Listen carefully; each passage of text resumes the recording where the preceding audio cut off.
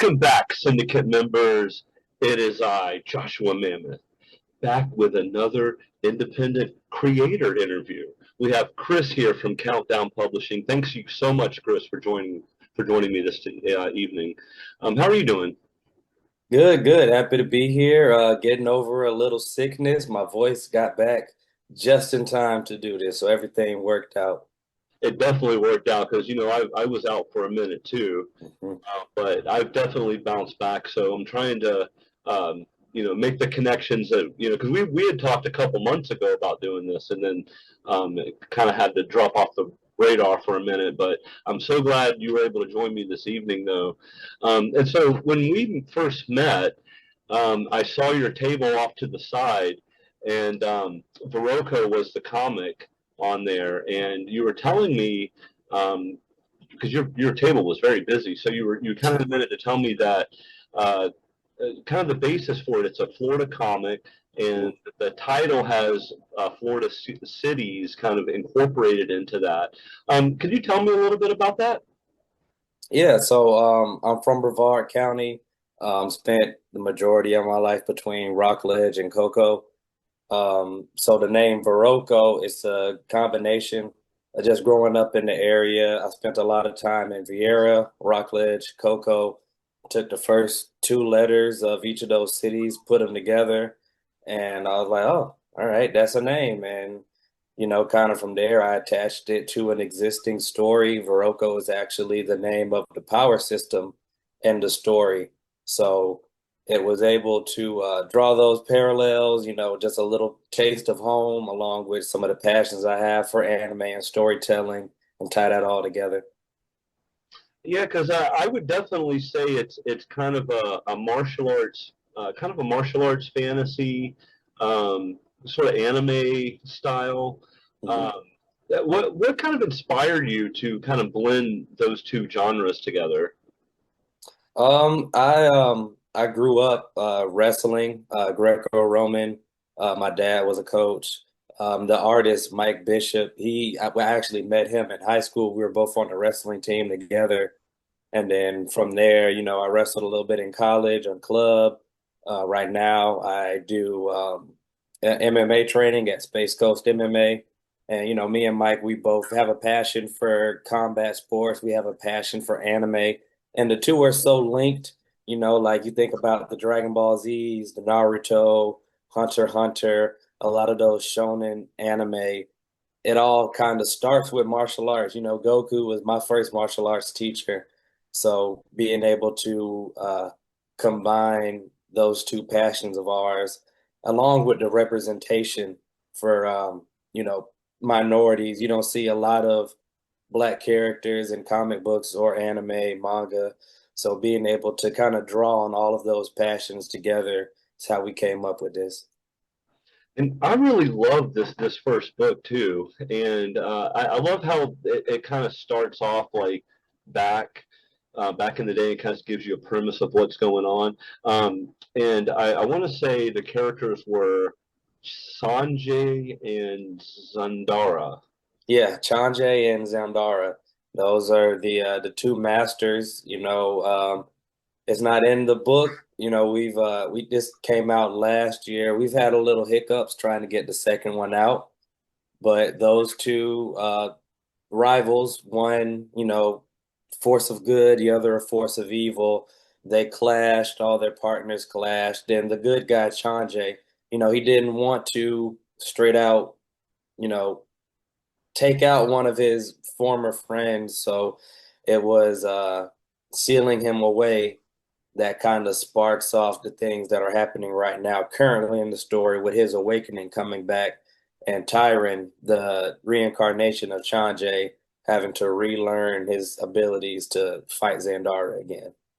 And actually, speaking of Tyron, excuse me, what makes him the right like protagonist for this journey? Like, how does his like amateur status set him apart in the challenge him in the world and actually establish him as a power? Yeah, so with him being the reincarnation, he is he's destined for greatness inside of this world, but it's a world that he's completely foreign to. So throughout the story, the more he learns, he's kind of like the reader in that he has to learn all these things about the world, like how the power works, how the different societies operate, the different responsibilities and the different abilities of the different classes within Veroco. So right now he's a hothead, think he knows just how the world works, and just to have everything he knows get flipped on his head is going to be quite the journey for him and the reader. Well, in his defense, I believe he's like 80 some odd and O in his uh, fight career. So he's right to be a little hot headed because he's pretty awesome.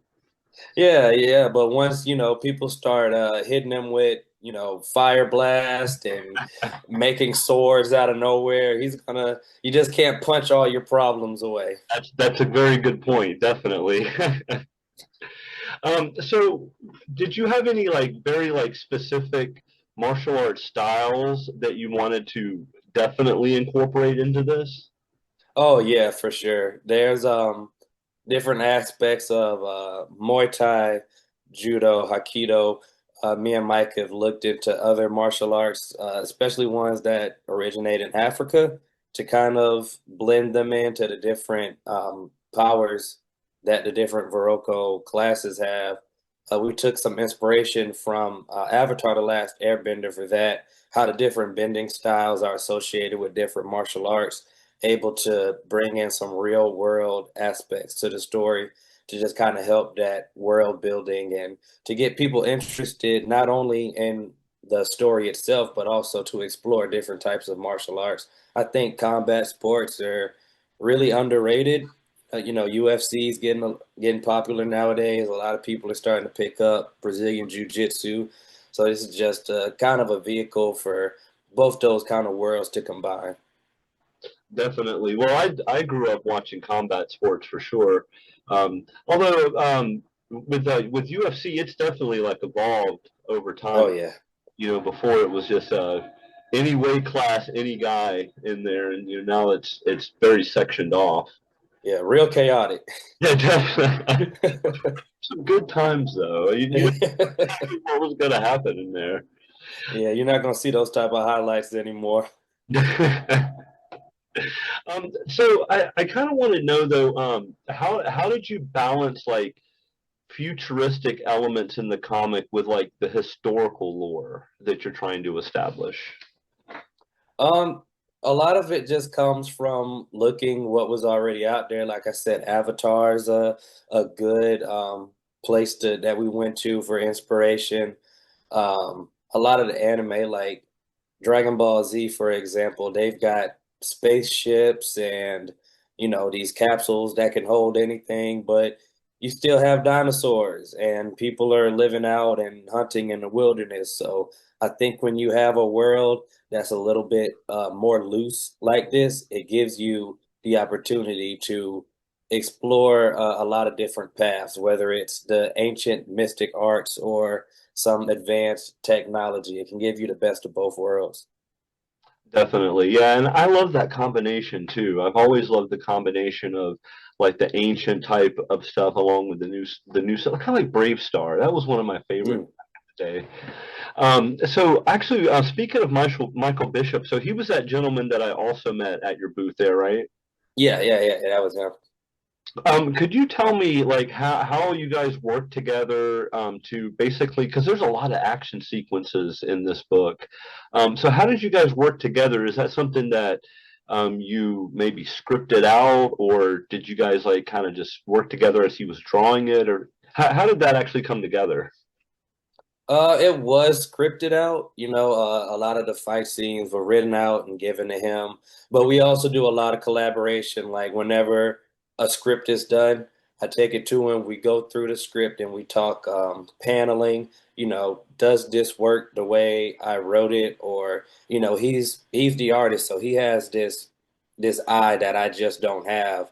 No matter how much I want to have it, he's gone to school for it. He's been doing this since I've met him all the way back in high school. I'm not going to say how old we are, but we're up there. So he's got a good idea of you know, in the one panel it's the Shuja kick, and just the dimensions, like he's able to draw like the proportions, how the body actually looks when it's doing this. It doesn't look too distorted, it's not too cartoonish, but he also has a good idea of action scenes and fights. So there's a lot of collaboration going back and forth through there. And I think the main thing that we try to get to is to make the story make sense as far as how the combat plays out. And he does so he does the pencils and the coloring, and he also does the lettering as well.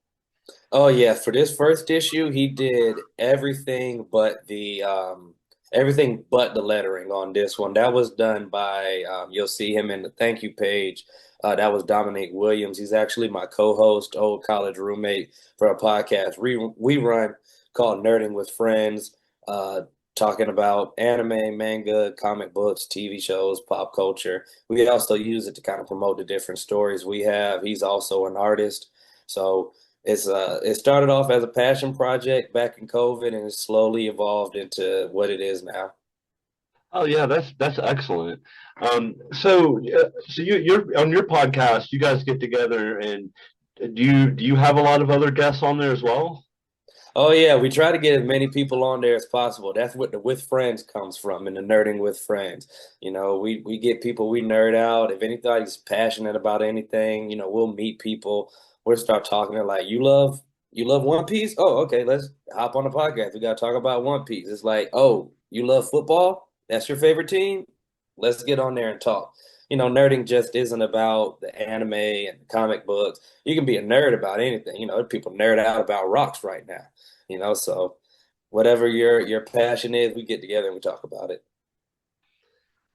So you mentioned that you and Michael, you've known each other for well, since high school, yeah. Hmm. So when you guys are working together, he can probably like understand where you're coming from, like really before you even have to fully explain it, yeah. Yeah, we've got that type of relationship now. He was a senior my freshman year, so we only really spent 1 year together in high school, but we've kept that relationship going on for a couple years now. Our daughters, their birthdays are like a couple of weeks apart, and we really started to ramp things up around the time that they were about to be born. So it's been about 7 years we've been working on this project now, and we've gone through a lot of different iterations, a lot of starts, a lot of stops. At one point we were going to make this a webtoon, have it on a webtoon as a web comic, and they prefer like the vertical format. So there's like pages of this that have we're gonna have to repurpose eventually. The comic actually started with the fight between Zandara and Chanja instead of like the little preview that's in there now. So that's something we definitely in the future issues we want to reuse that stuff. We've talked about releasing volumes once we get more chapters and including some of the unused artwork. And everything happens for a reason. And if this would have released like when we first started, I don't know if we would have been as satisfied as how we are now with just the changes that we made from the time that we had to sit on the project and revisit it. His art style has greatly improved. My writing has greatly improved. And I'm looking forward to many, many, many more issues of this story. Yeah, I definitely am looking forward to more issues. And sometimes, you have to sit on a project for a minute to make sure it actually, fits the full vision and Hmm. actually comes together the way that you really want to, instead of just kind of pushing it out there, just to, complete the work. You just want to, make it the best you absolutely can. Absolutely. So I took a look at the at your website today, and at Countdown Publishing, and man, you did some good changes to it. It was very easy to flow. It's not that the old one was bad by any means, but I really enjoyed it. I loved your bio, Thank you. and Thank you. I really love the quiz that's on there now. So the syndicate members should go there and take the quiz and find out. I believe mine was. Hang on, I got it right here. I saved it to my computer here. Oh, awesome. Yeah, I'm a forger. Oh, okay. Yeah. Yeah, and I love the little gear logo for that too. That's so cool.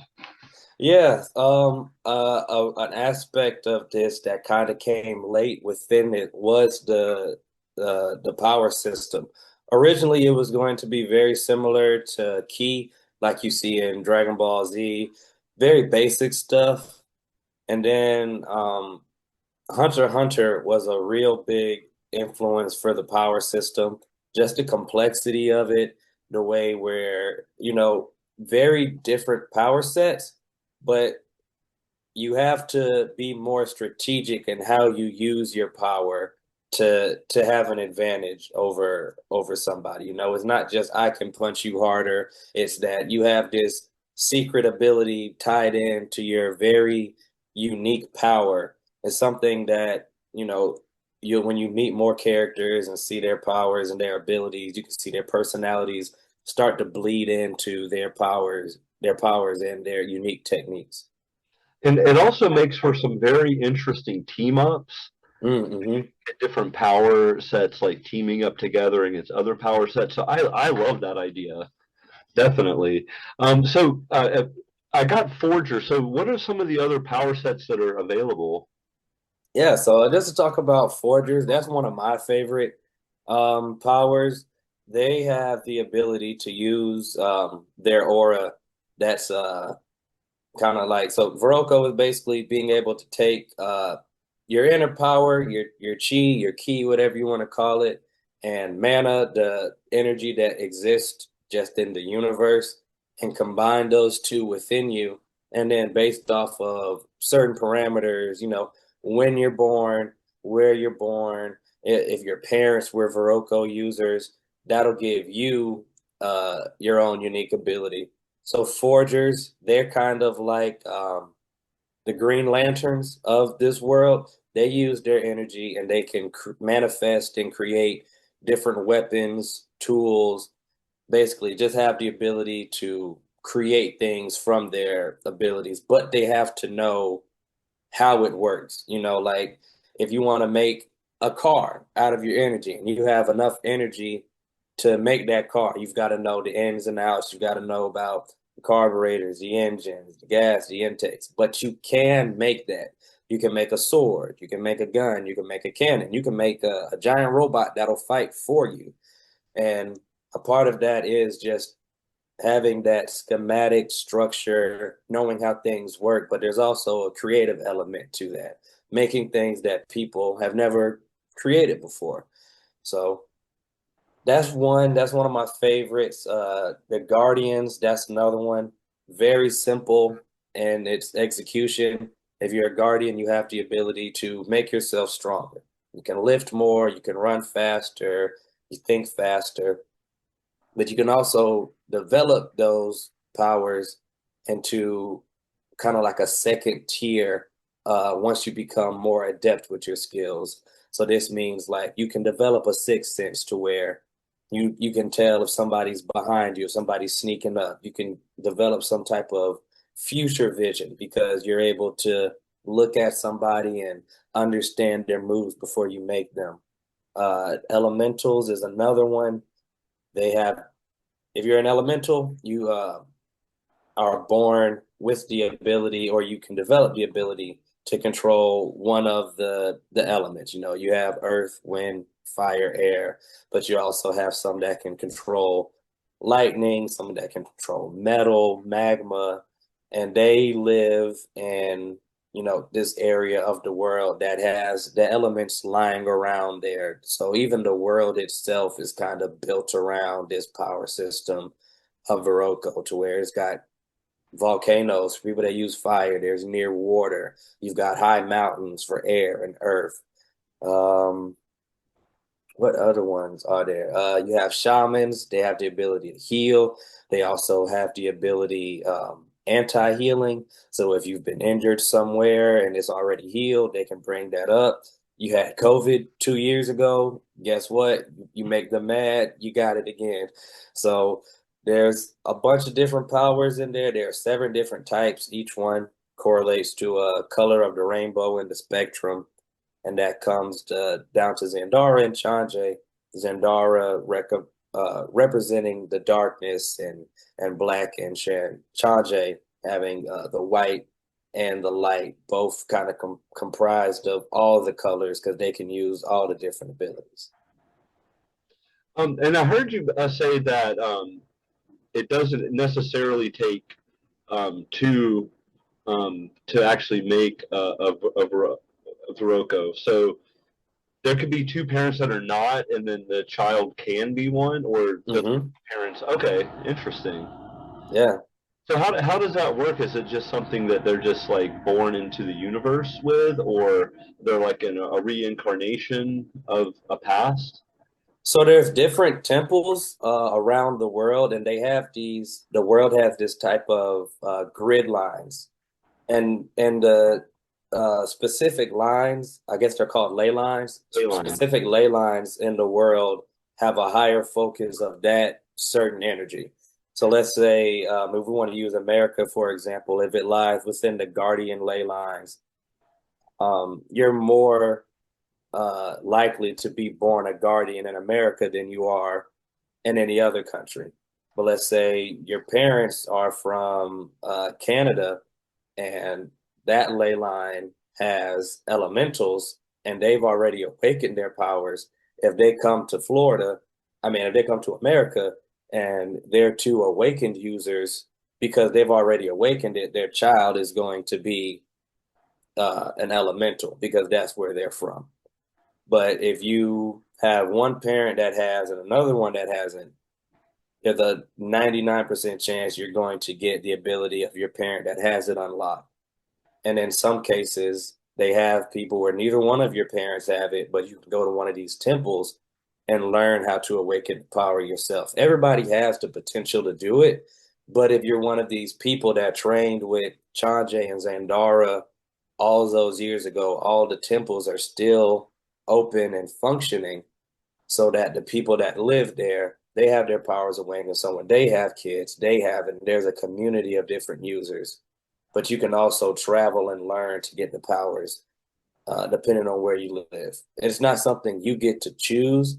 It's, depending on those different factors. I see. Wow, that's very elaborate. Wow, like so did you like writing a lot of this stuff down, or you have a lot of this just in your head that you just kind of know this stuff exists in this world? It's a little bit of both. I love to write. I carry around a little notebook. I've always got notes open on my phone. Google Docs has been a lifesaver. And a lot of the times I'll call up somebody, you know, love communication. I'll hit up my friends randomly, mostly Dom and Mike. I'm like, I've got this idea. I'm adding this to the story. Like, what do you think? They're like, usually giving me the green light, or we talk about it for a bit, and just over the years, like this is the type of stuff that's been added to the story. It originally started as something very, very simple, and another one of the inspirations came from a old Kids WB show called Shaolin Showdown.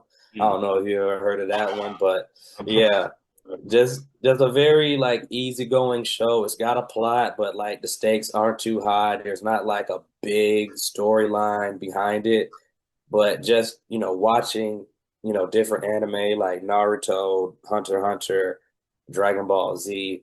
Um, just kind of caught on to what it could be. And I like this idea of just going deeper and being able to, enrich the characters, enrich the story, and, hopefully, years down the line, somebody will pick this up and it'll give them the inspiration to go and write their own story that's just as intricate.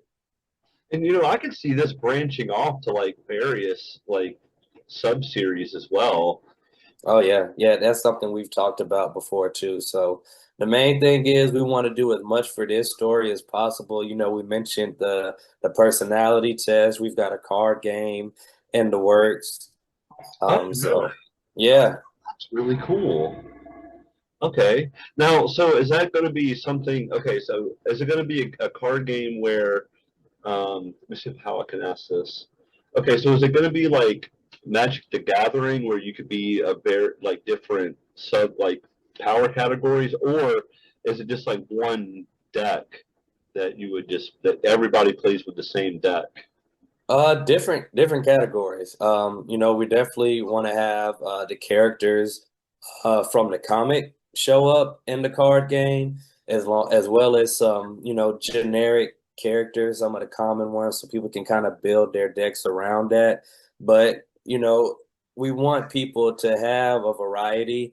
But if you want to spam a Guardian deck and you want to get all the cards that power up Guardians and all your characters are going to be Guardians, that's one method you can go to. You can double it up if you want to have some Guardian cards along with some Elementals, just have those types to kind of play off of and strategize more. But that's kind of what we're going for with that. That's excellent. Well, I know what I'm going to do, Chris, is so you may not know this, but I actually have a card game that I developed, Oh, yeah, based off my comics. It's called Dimensional Devastation. oh, nice. I'll throw some decks in a bag for you and send them down for you to check out. Oh, that'd be awesome, man. I Yeah, appreciate that. I think you'll like it. It's based off my characters, so and it has like power pools and stuff like that. And then yeah, I'll send you like a rule book and stuff too. So Oh, yeah, you can that'd check be it out. awesome. Maybe that'll give you some ideas. Oh, much appreciated. Thank you. I have to send some stuff your way. We've got the website updated, and another part of that, which I really glad we did we've got a lot of prints that Mike has done, some great artwork on there, some of the stuff you saw at the convention. I did see But prints on your website. Yeah, those look really good. Oh, and yeah, stickers of the power pools on there too. yeah, yep. We've got the different symbols on there for all the different Veroco classes. Hopefully, we're going to be at some more conventions coming up this year. We've got Melbourne Toys and Comic Con October 12th. Um, we've got Merritt Square Mall Con coming up. I think that's in November. I got to find the date for that. But Wait, um, that's by the same gentleman that does Space Coast. yes, that's Jake. Great guy. He's got some real cool stuff going on right now with his Boca series. You guys go check that out on Kickstarter for sure. Yeah, yeah. So yeah, if you're going to be there, I'll definitely check that out. Oh Um, yeah. yeah, because I would definitely like to pick up some of those prints from you. And so speaking of number two, so do you have any like any date in mind for it, or is it? We're Oh yeah, we're looking to get it done before that October 12th date for the next con. Um, at Space Coast Comic Con, I can't remember her name, it escapes me, but there was a publisher there and she gave us some very good tips and advice on how to kind of market ourselves. And another part of the website is we have a newsletter sign up form. We're going to start sending updates, not just for the stuff we're working on, but other industry updates for, just kind of the vibe, the anime, the comic book, the movies type stuff. In Viroco, one of the things that I feel is unique about the story is on the back of every issue, there's a QR code that takes you to a playlist. On YouTube, and it has an episode of a pod of our podcast that we do that kind of breaks down the issue. We talk about some of the behind the scenes stuff, just talk about what goes on in the issue. There's a playlist made by one of my friends, Avi June.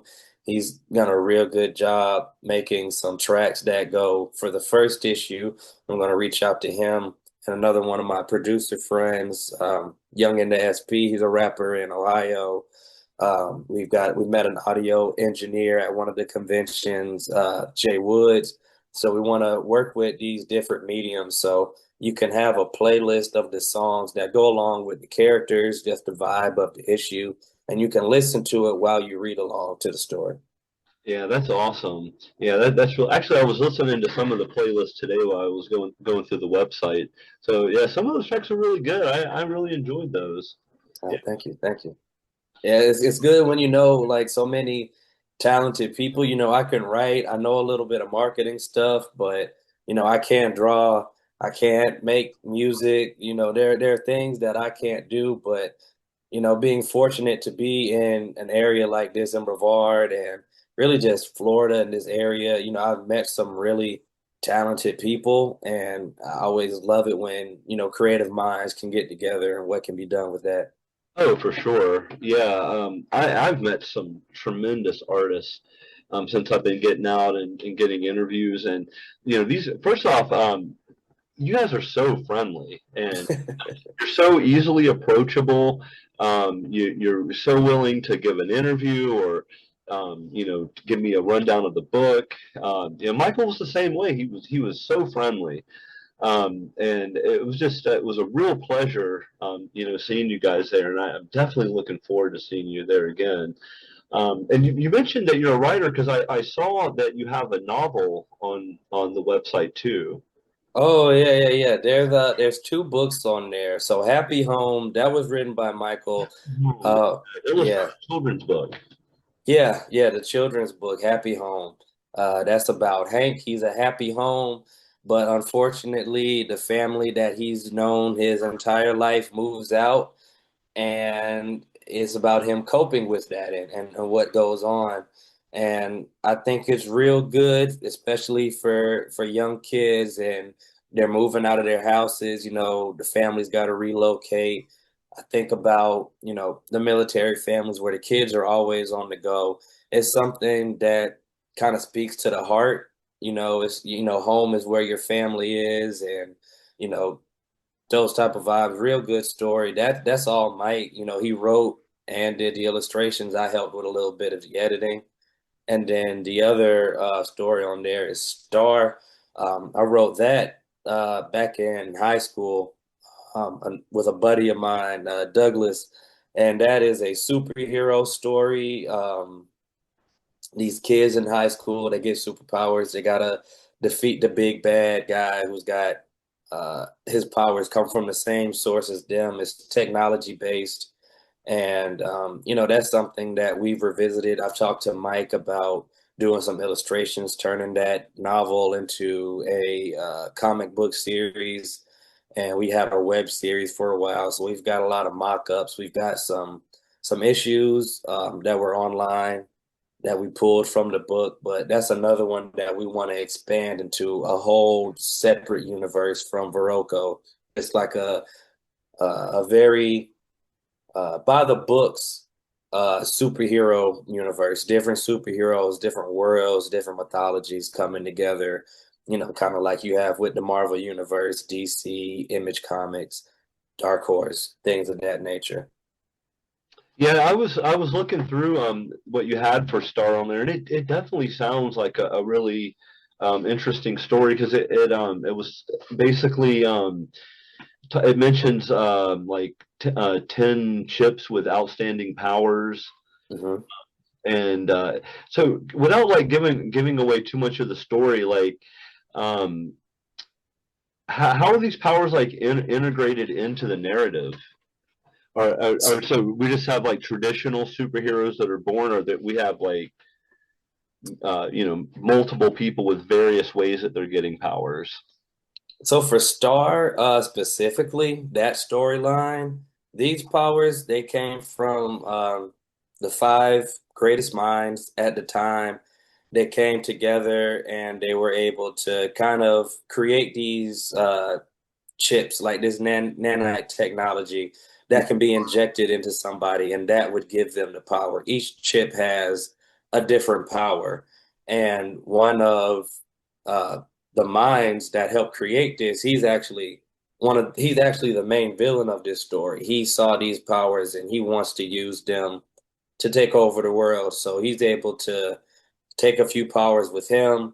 Some of the other guys, they have some powers, and for whatever reason, I won't give too much away. They decide that these kids would be the best ones to get these powers. So they've got to teach them how to use them and how they can defeat this uh, evil scientist that's now hell bent on using his powers to take over the world. They have to use it to protect it, and that's what the minds came together for. It was, hopefully telling of what can be in the future. Where all the different countries of the world come together, and it's like we have to do something together. Like the world, let's come together. And this was their answer, super powered force of people with these different abilities.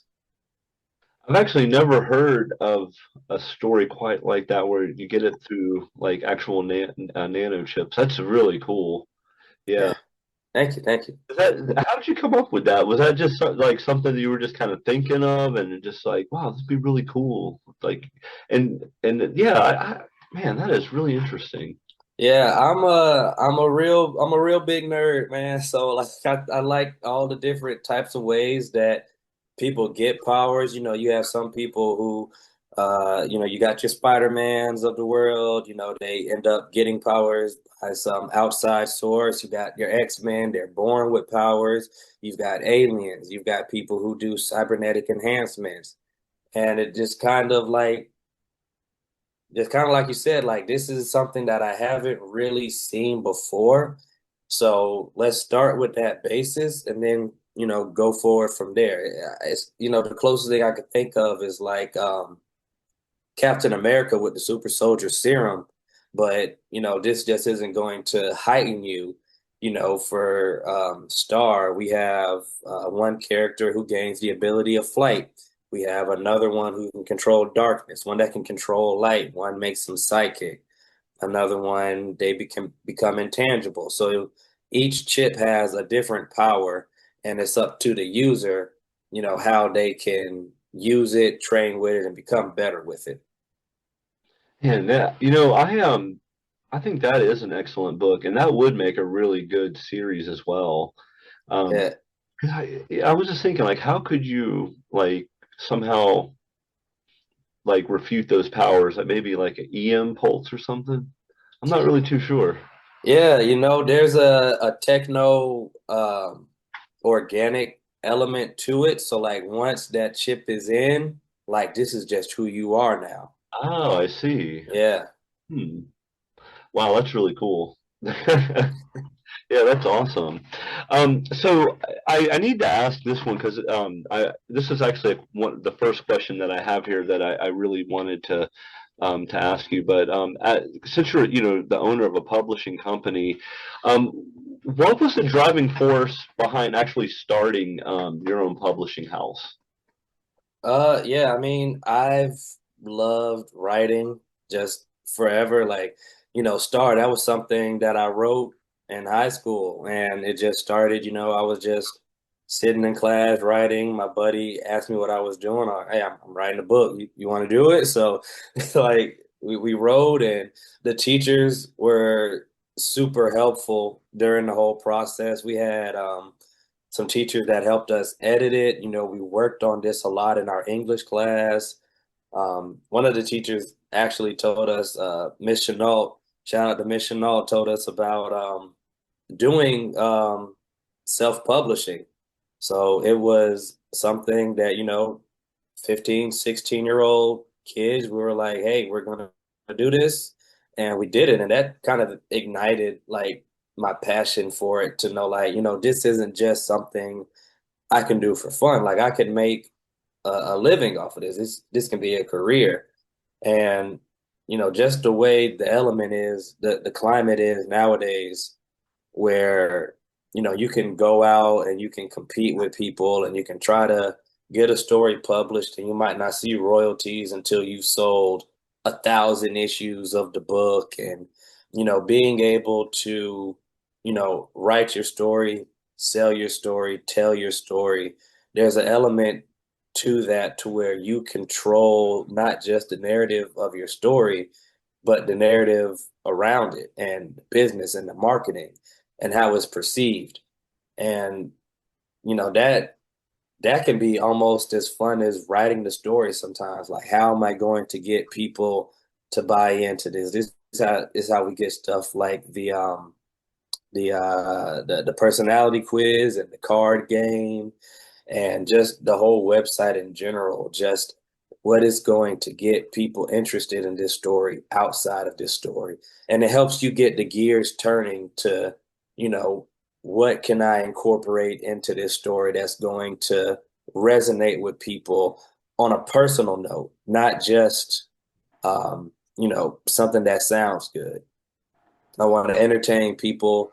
I want to educate people, and I want to engage with people. That's what, I look to do in everything I do, from storytelling, whether it's fiction, marketing. That's really what the big drive was, just being able to control so much. And at the end of the day, I'm learning a lot about marketing as well as storytelling.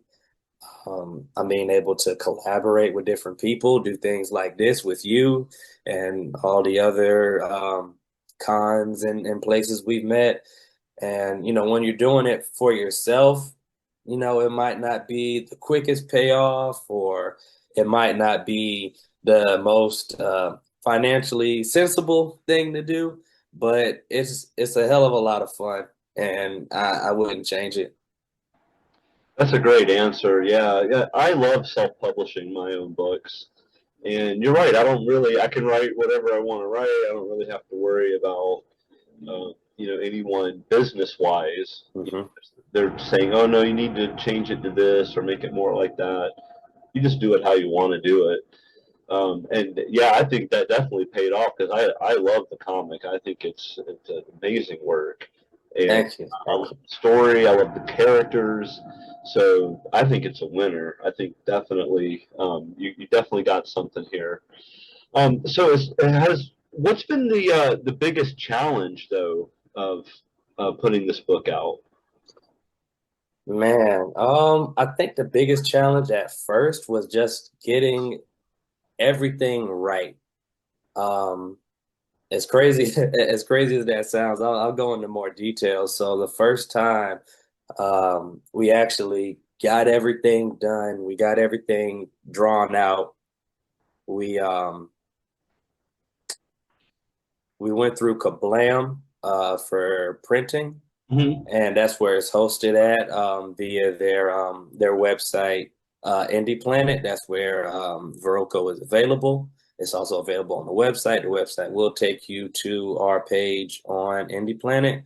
Met a lot of great people at these cons who also use Indie Planet. Great place for anybody that wants to start their own comic and get it printed.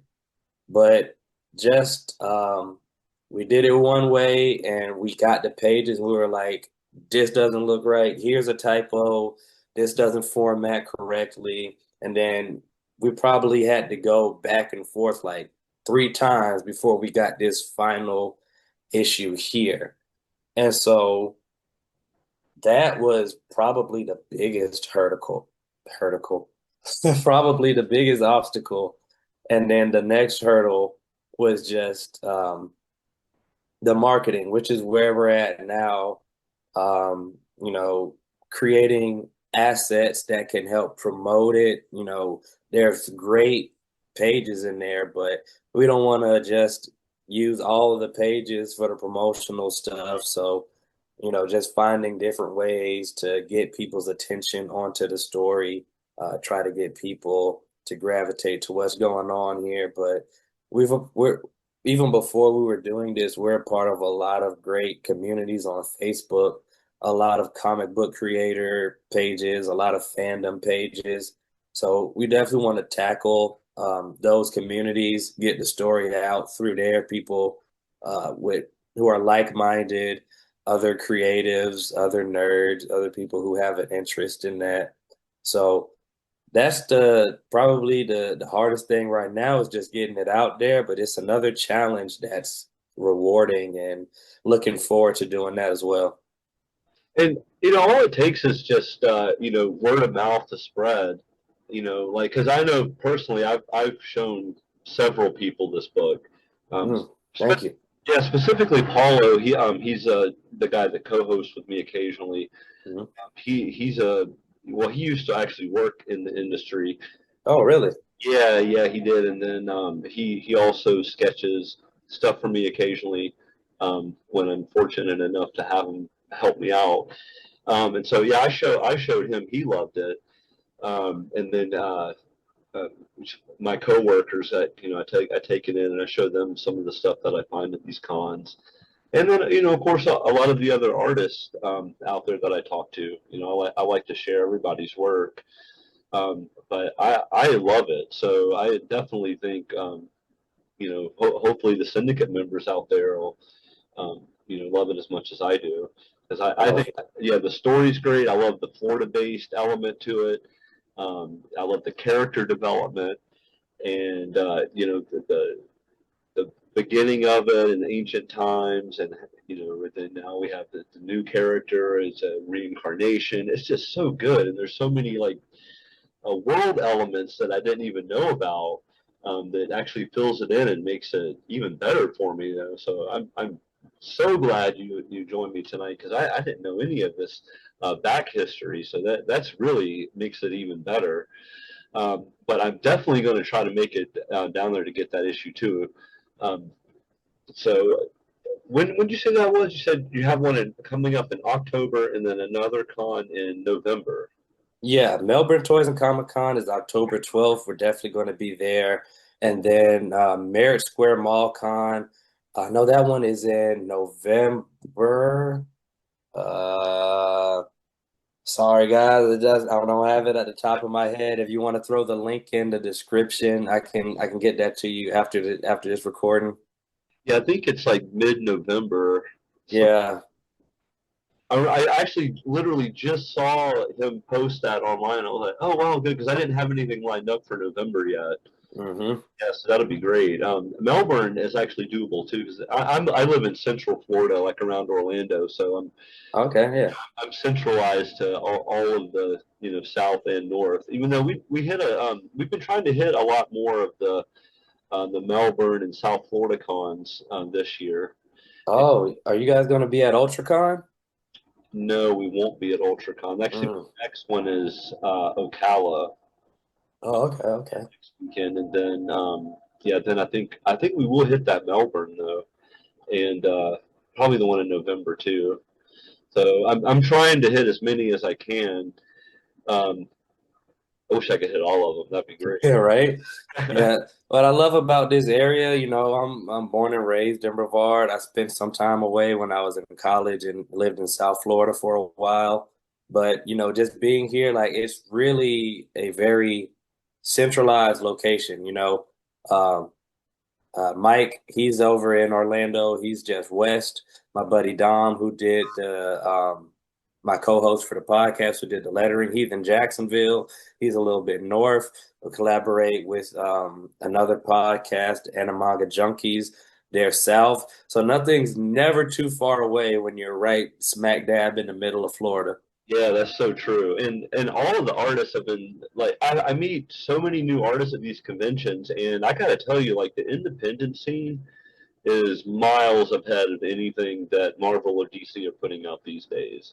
Oh yeah, The, I the, think when you have individuals telling these stories and you don't have an organization who, they have their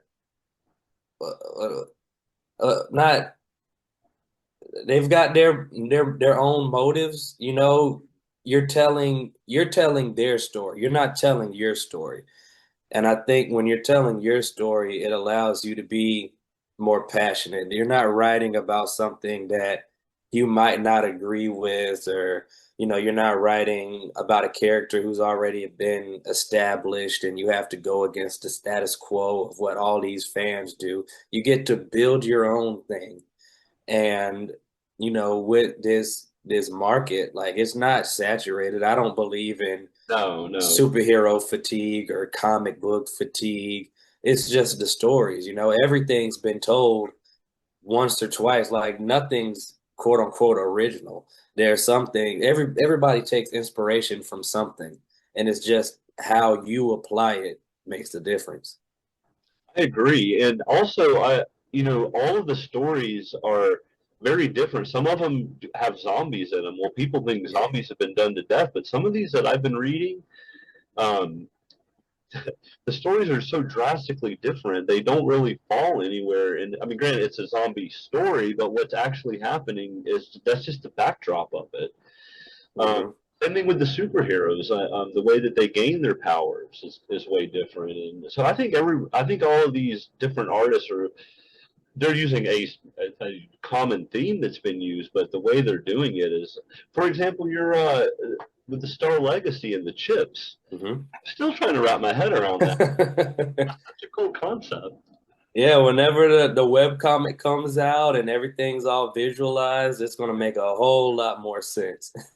Yeah, I just think it's so awesome. Yeah, that was just yeah. Because when I was reading through it, I was trying to visualize what that was, but after you explained it to me, I'm like, wow, that is really cool. I definitely need to get my hands on that book. I want to read that. My wife, she's really in more to like reading actual books than comics, even though she reads comics too. But I think she would really like that story as well. Yeah, and that's another thing we want to get into. We want to do more actual novels. We want to do web shows where there's like kind of like podcast shows, or like back in the day you had a radio show, different people coming on, voicing characters, and it's just all audio. So So yeah, hopefully if we check back in like a year, there's going to be a whole lot more. We've got different stories, different comic books in development right now. We're very, very in the beginning stages of Countdown Publishing, and just to think from where we were a year ago to where we are now, I love the growth. I'm very happy with the work that everybody's done putting into this. I couldn't ask for a better team, and I'm really looking forward to everything we're going to accomplish going forward. yeah, and actually, just the stuff that you've told me since I saw you at the con, that's been amazing. Yeah. Yes, I'm looking forward to what Countdown is going to be putting out for sure. And yeah, it's just absolutely amazing. And so, with your team, it looks like it's just a team of just you three guys. For the most part, we've got another story. You might have seen it. It's on the website. That one's still in development. That's Legends of Folk. I'm working with another artist for that one, Andrew Dixon. And this story, we did a kick Kickstarter. Yeah, Kickstarter. We did Kickstarter for it a couple years ago.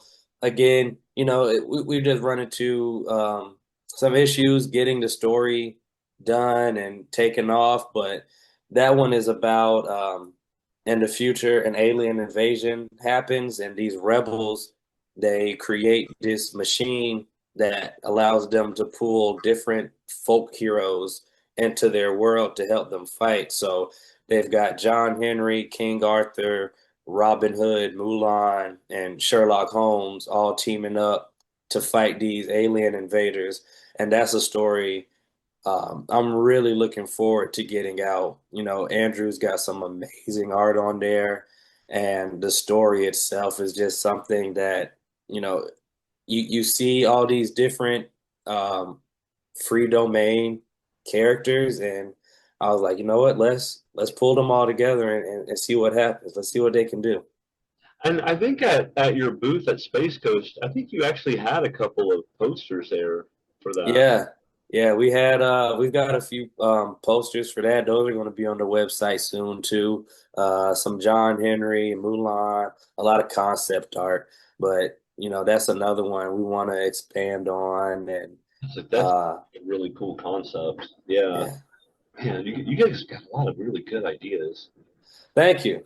The delivery on this one, I think, is going to be pretty good too, because I've never thought about that, but just thinking of like bringing in like classic folk heroes into like the future alien invasion, that's pretty awesome, and definitely right within a genre I would definitely want to read. Yeah, let me hit this light real quick. See if I can reach it. Ugh.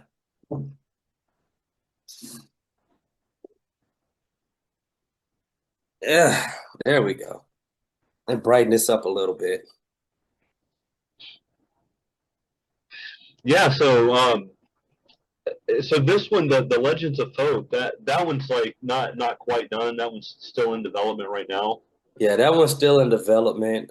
We've got a lot of the artwork just to kind of give people a sense of what's going on with the story. But that's another one hoping to get out, if not by the end of this year, hopefully mid next year. And that one, it started off as more of we were going to do like a whole big book and just set that first one out. And then after that, do individual issues. But now I think we're going to push back on that and just do, release the single issues, breaking up that bigger book we had. So there's a lot of going back and forth and retextualizing some of the story. So that's another one I'm really looking forward to getting out there. Yeah, I am too. I really love that concept. And so lastly, let's go back to nerding with friends. Mhm. Any chance I can get on that show with you guys? You can absolutely get on that show with us. We're looking at changing up the format for that now, so now's a real good time to kind of start getting in on that on the ground floor. Usually we just have topics and we spend the entire episode focusing on those topics. We'll bring a guest on who's also passionate about whatever the subject matter is. But we want to kind of move into this space where we're offering information and news about what's going on in these different fandoms that we have, along with giving more of the updates of what we're doing on the side of Countdown Publishing. And we still want to have that time to nerd out with friends. And like I said, we know so many people that are doing so many cool creative things like yourself. So we want to give people that chance and that voice to come out and nerd with us, and they can talk about all the things they're doing. We can talk about what we're doing together and just have fun nerding out with friends. So we definitely love to have you on. Hey, that sounds awesome. Well, I think we're gonna go ahead and wrap this up. I might be running out of some hard drive space here. Well, I do want to thank you so much, Chris. This has been an excellent interview. I found out so much about you and about Countdown Publishing, the backstories, even with Michael Bishop and your guys' long-term friendship. That was so interesting to learn. Is there anything else that you want to add? Um, yeah, check out countdownpublishing.com. Give us a shout out, give us a follow. We're on Facebook, Countdown Publishing. We're on Instagram, Countdown Publishing. We're on TikTok, Countdown Publishing. We're on YouTube as well. That one's under Nerding with Friends. But we're out there and we want to meet you guys. We want to talk. Ask us questions. We're going to give you some good stuff, some good knowledge, some entertaining stories, and we're just going to keep growing this thing. And I will say you're so quick to answer back too. So I appreciate, like I said, literally I'll text you, and usually I'm at work, so I'm not by my phone, but I'll come back and you text me back like 30 seconds later. So Yeah, so I'll have all your contact information down below for all the syndicate members. I definitely want all of them to give you a follow. Go to Nerding with Friends. Listen to them, and also order the book too, because mm-hmm. yeah, you guys need to get on this while the iron's hot, man. Because I think this thing's really going to blow up. I love the story, I love the concept, and I'll definitely be pushing for you guys. Oh, thanks, man. Much appreciated. We're gonna give it back. I can't wait to have you on and talk about all your stories and your podcast, and it's gonna be fun. This was great. Can't wait to do it again. Awesome. Well, I'll send that package to you this week. So just hit me up with a good address for you, and I'll send that card game down to you. Awesome. Will do, man. Much appreciated. No Thank you. problem. All right, syndicate members, between the known and the unknown lies the mammoth. I'll see you next time.